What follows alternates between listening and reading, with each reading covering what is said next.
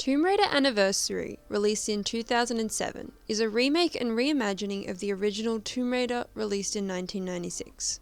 Like the other games in the series, it is a third-person action-adventure game, with Lara Croft as the protagonist and player character. She travels to 4 key locations, exploring each tomb by climbing, swinging, fighting, and solving puzzles to find pieces of an ancient artifact and stop the villain Natla from starting the apocalypse. For context for this essay, I first played Tomb Raider Anniversary in 2020 on PC. The design of the game itself promotes engagement through the level structure, and I often found myself wanting to play just a bit more, just to reach the next checkpoint or see how the next platforming section worked and where it would take me. The game utilizes a zone of proximal development, a concept developed by Vygotsky, which is a motivational sweet spot where an individual is challenged but not overwhelmed. This can be best seen when the game introduces new mechanics. At the start, missing a jump or falling will result in falling onto a floor below, giving the player an opportunity to climb up and try again, whereas later in the game, the floor is often a bottomless pit or lava, resulting in a death state should you make a mistake. This gradual shift allows the player to feel competent in their experience, which is one of the factors contributing to intrinsic motivation, that is, motivation to continue an activity for an activity's sake. I felt competent in both handling the game and also identifying paths to secrets that deviated from the game's critical path. These secrets can result in rewards for the player in the game, such as costumes, which can be considered an extrinsic motivator. It is noted that extrinsic motivators can diminish the intrinsic motivation within a player.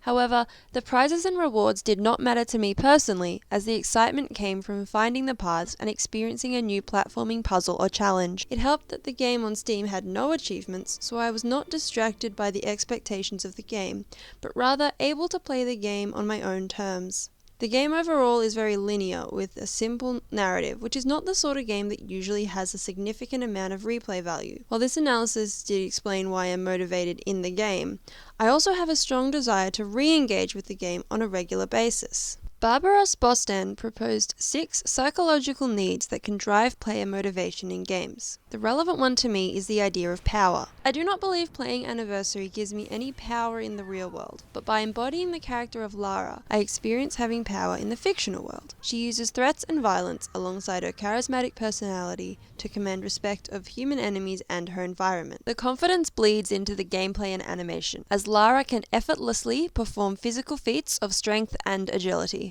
Embodying Lara subsequently allows me to explore aspects of myself that are opposite to my personality. This sort of attraction can be explained by the Jungian theory of the personal shadow. In essence, any trait that a person chooses to display as their personality is considered to have an opposite that now resides in them as a shadow. The shadow is usually released in stressful situations. As a person in general, I choose to be considerate and mild-mannered, and I can acknowledge that being violent and threatening is frowned upon in society.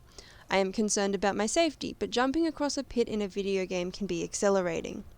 The world of the video game creates a bit of distance from the real world, allowing a safe space to vent and explore these personality traits without any real-world repercussions. A feeling of affective empathy towards the player character creates that experience for me. I see Lara feeling confident, so in my mind I copy and embody that trait. Satisfying the subconscious personal shadow in this way fulfills an unconscious desire in my psyche. Embodying the confidence and power of Lara has always felt good to me when playing Tomb Raider Anniversary, and I come back to the game for the experience of the character. Sigmund Freud developed a theory of wish fulfillment, which proposes unconscious desires are repressed by the ego and superego and are resolved through dreams, daydreams, or another unconscious thought process. When I think about it, I believe the character of Lara Croft is a vessel for wish fulfillment for myself. Perhaps in my conscious mind I do not wish I was a threatening person, but I do enjoy the feeling of control over my situation, especially when so much is out of my control. I don't necessarily want to explore ancient ruins, but exploring my interests without judgment is an appealing concept. I was brought up being told to be very modest to earn respect, but Lara commands respect while having full ownership of her body.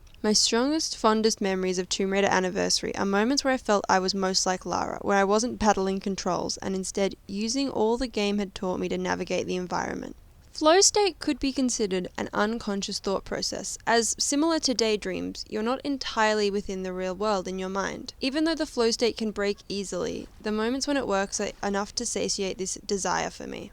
My attraction to Tomb Raider Anniversary ultimately stems from this game's version of Lara Croft. With the basic story and few characters to interact with, it is easy to embody her persona, especially in the extended, quiet platforming sections. The gameplay is satisfying and motivating in its own right, but I cherish the opportunity to play as Lara Croft and live her life just for a moment.